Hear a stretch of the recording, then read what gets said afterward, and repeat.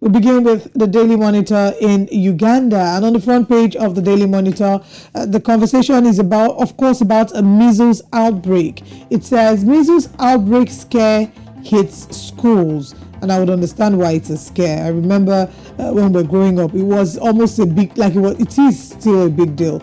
Once you have anything that looks like measles, don't come near school. Everyone's afraid of it, and even as adults having measles, it's not the most comfortable situation. We also have here some sub stories under that there, and we can see here on the throne, Luwero West Ruwenzori get new bishops. It's an interesting cover photo there to see him being someone is backing another. Interesting cover story there. But beyond the measles story, beneath the measles story, the sub story there says alert: samples taken to Uganda Virus Research Institute for confirmatory test after Mulago Hospital reports handling 3 cases and some city schools right, asking parents to keep away children presenting with symptoms associated with the viral disease, as they should. At the top of the paper, we have Nabukenya uses art to beat disability. Grandfather held for burying girl alive.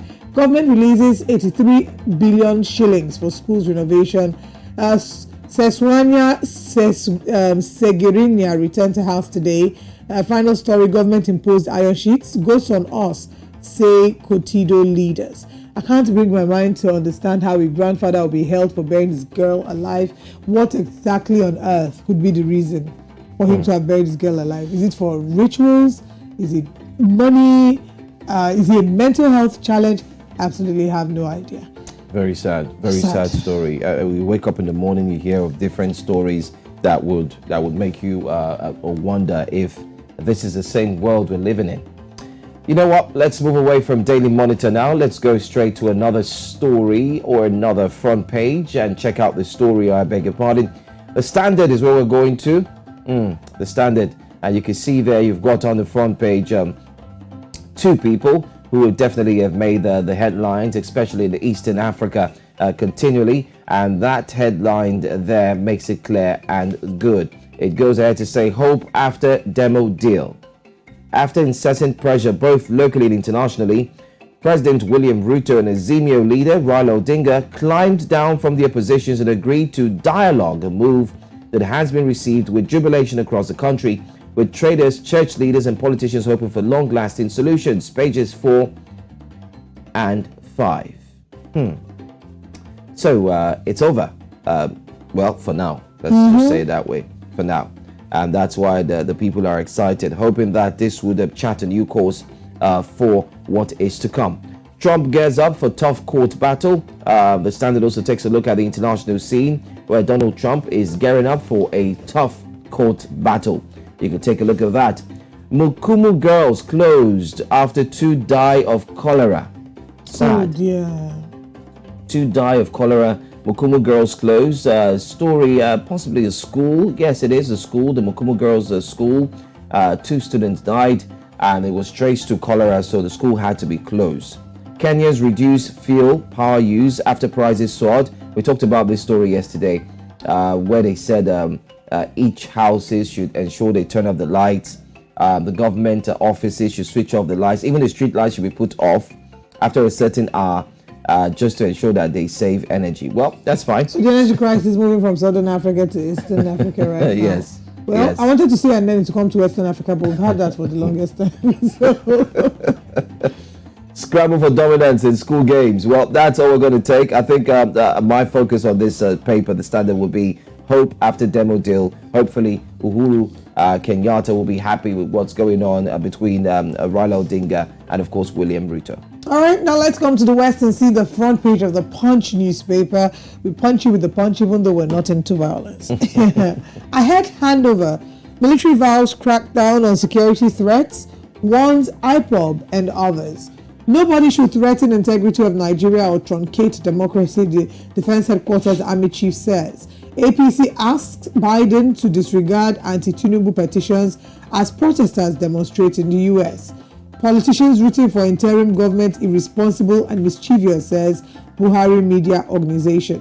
1 killed, scores injured as Rivers PDP and APC supporters clash. Wow.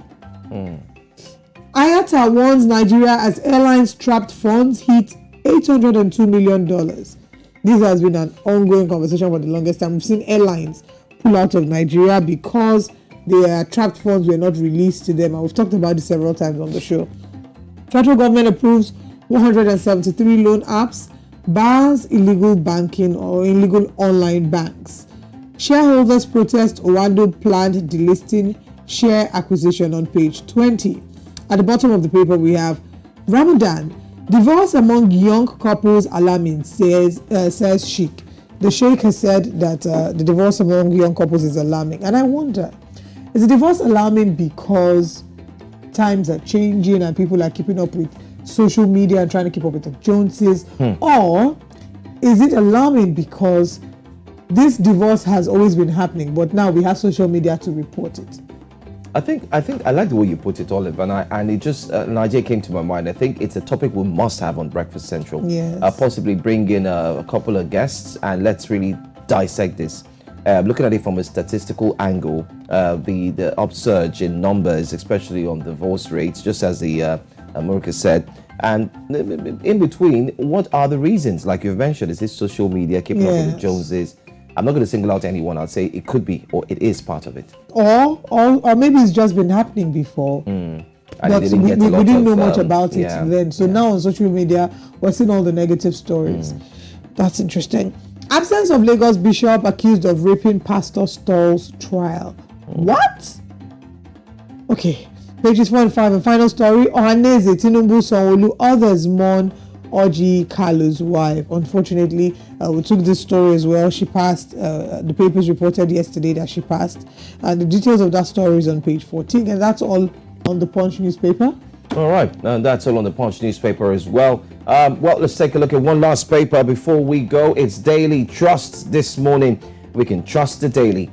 Trump lands in New York, meets lawyers ahead arraignments today. Today, that's D-Day for Trump. Day 13, Ramadan. Of course, Ramadan, day 13. Ramadan timings for Abuja. There's this information right there on the Daily Trust. You find the timings and explanations and all that for our Muslim faithfuls. Well done.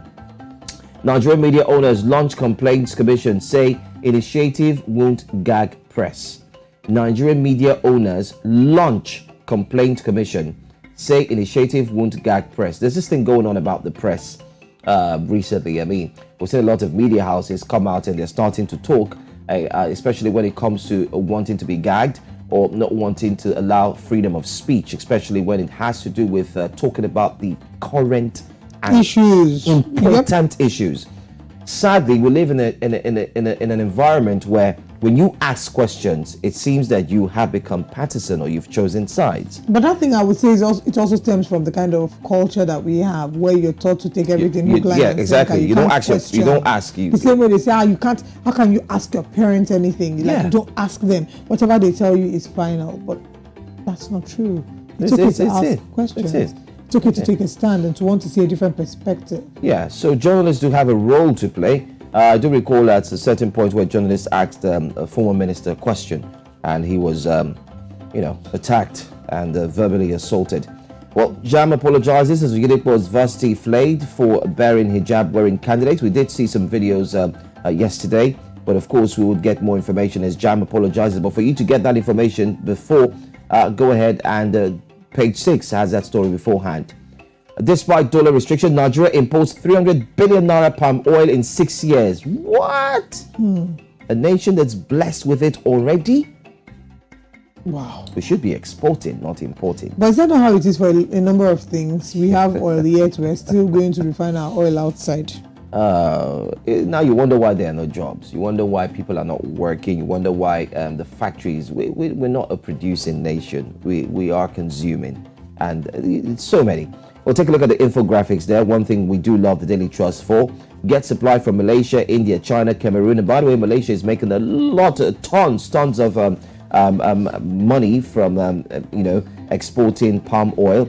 A barrel sells for over $600. Work vision needed to revamp sector, expert says. Cost of Nigeria's prime crude oil imports in 6 years. That's the infographic, the data there. You can see 2021 was the highest. It was imported That's about 134.7 billion naira paid to import palm oil into Nigeria. Quite sad. Countries Nigeria imports palm crude oil from. You can also see the graphics there, the explanation of how much they really make from Nigeria. Has to be a joke. So much. Let's go straight to the very first paper, second half of the breakfast show. Yes, we are the brightest and the smoothest breakfast show on television. Pan-African, no doubt, 100%. And time for us to settle in from the West this time. The Daily Times. I do like the look and feel of the Daily Times. If you were growing up, you would understand why I said so. Good rebranding, by the way. 10th Senate presidency, Muslim candidate, injurious to Nigeria's unity, APC chieftain says. A 10th Senate presidency, Muslim candidate, injurious to Nigeria's unity, APC chieftain is saying. So there's still a search for the 10th Senate presidency. Senate president. I think that should be like a header of a movie or something. Well, anyway, read up about it, find out why he said so, and why a lot of fingers are pointing towards Ojus Okalu, senior chief whip, and the likes. The Daily Times also has this on the front page: 88 killed during 2023 polls. I'm sure we never saw this figure coming. What we did was we heard, and this also goes to clarify the fact that we've had guests who have said, or we've heard people say from different parties, yeah, the violence was just in small areas, little areas, like chunk, like they used the word. It's basically us dehumanizing small areas. So you cannot say that it was violent all through and through. But Daily Times, they've gone ahead to do a research, a review. They've conducted an incisive detail information. They've gone to different polling units across the country, and they've told you, like they're saying, 88 killed during 2023 polls. Now let's listen to what the reactions will look like. We're going to say it was just small. I think we need to learn how we speak in public, most importantly. 558 MDAs failed to classify assets worth 969 billion naira. Olive, did you hear this? 558 MDAs, ministries of departments. So yeah, ministries of departments and failed agencies. to classify assets worth now. So the Ministry of Departments and agencies have failed to classify assets worth 969 billion naira. All right, how many are they? 558. Good. Well, read up and find out. Conclusion in APC over DSP, Omar Gege's expulsion. Yes, Omar Gege was expelled. The story broke yesterday. Page 13 of the Daily Times has more. Federal government to partially commercialize 3 national parks. Page 5. Nigeria's private sector downturn deepens. PMI shouts. Let me put it that way. Page 16 has all of that story. That's all we're taking on the front page of the Daily Times. All right, now let's move to This Day in Nigeria. On the front page of This Day newspaper in Nigeria, the big story says Yahaya army will contain all threats to nation's sovereignty. That's what the big story says on This Day newspaper. This is, of course, talking about the supposed intention to scuttle the swearing-in or the inauguration. It says operations against saboteurs raised oil production to 1.3 million barrels per day. Major shakeup as Navy redeploys senior officers. Oh, my bad. So this is talking about something completely different. Inauguration of the National Media Complaints Commission is being done here, and these are the photographs of them. 1, 2, 3, 4, 5, 6, 7, 8 men and 2 women. That's a committee of 10 that we can see here. We have at the top of the paper, Human Rights Commission cautions NBC over sanctioning of media houses. Right. Nigerian media owners unveil National Complaints Commission. NCDMB performs groundbreaking for construction of $7.04 billion pipe manufacturing plant in Bayelsa on page 5. Donald Trump arrives New York ahead of today's historic arraignment on page 10. Gunshot violence disrupt APC PDP's visit to INEC's office in Rivers. Dogs attack opposition party secretariat. Tony Cole cries out, says his life in danger. That's what we can take this morning on the front page of This Day newspaper. All right, let's move on to another one this time. Let's leave you and go straight to Liberia. Liberia is where we're going to. By the way, if you just tuned in, you can react to the stories that we are indeed sharing with you this morning concerning the front pages. So please feel free. feel free to do that. You can react and let us know what your thoughts are. Our social media handle is at News Central TV. But let's go straight to this day. Let's take you to West. Let's stay in West Africa, by the way. And Frontpage, I beg your pardon, has that big story on the front page there. It says voter registration center invaded. Grand Cape Mount County senator supported staged violence at biometric registration centers on suspicion of registering foreigners, brutalizes town chief properties. Voter registration center invaded. There are statements there made by Cisse Kubamua, that's the town chief, as well as Simeon Taylor, senator, Grand Cape Mount County. You find them talking, but there are pictures as well.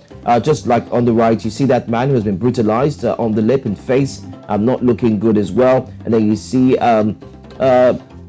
persons who have surrounded the voter registration center.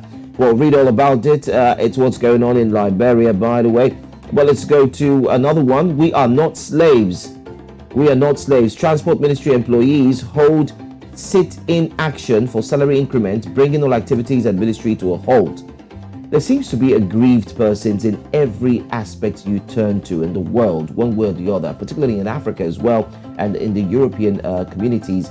You've talked about France, you've talked about other, European countries, if you name them. But in Africa as well, you also have, mass protests here and there, like we've seen on the front page of Frontpage. Let's take one more and wrap things up quickly from the front page. This one here says disputing massacres. I can't see that clearly as Angel Gabriel. Well, you might want to read about that if you can. Lay your hands on it. That's all we're taking on the front page. All right, and we have one more paper in Cameroon. The front page of the Guardian Post, and the big story this morning says Minister commissions new multipurpose Kwood terminal. PAD board chair Shay Jones Yembe says multipurpose Kwood strategic infrastructure to boost trade. We can also have on working visit to West Region. Orange Cameroon DG assesses activities, pledges to ameliorate services. We also have here for outstanding services, Bia Knights Clinton Health Access Initiative Cameroon boss, Dr. Yauba Saidu. And the final story, 2023 International Banana Plantain Festival. SW Region Assembly Banana and Plantain Sector actors say ready. Stakeholders in the banana and plantain sector in the Southwest region have expressed their readiness to welcome celebrants from across Cameroon and the globe to mark the second edition of the International Banana Festival in the region in 2023. That sounds, it's giving Boli Festival vibes. Sounds like Boli Festival in Nigeria. I mean, when you're rich with that, you can only ensure that you enjoy it. Absolutely. It's within, you enjoy it. All right, that's all that we have this morning on the front pages of the newspaper.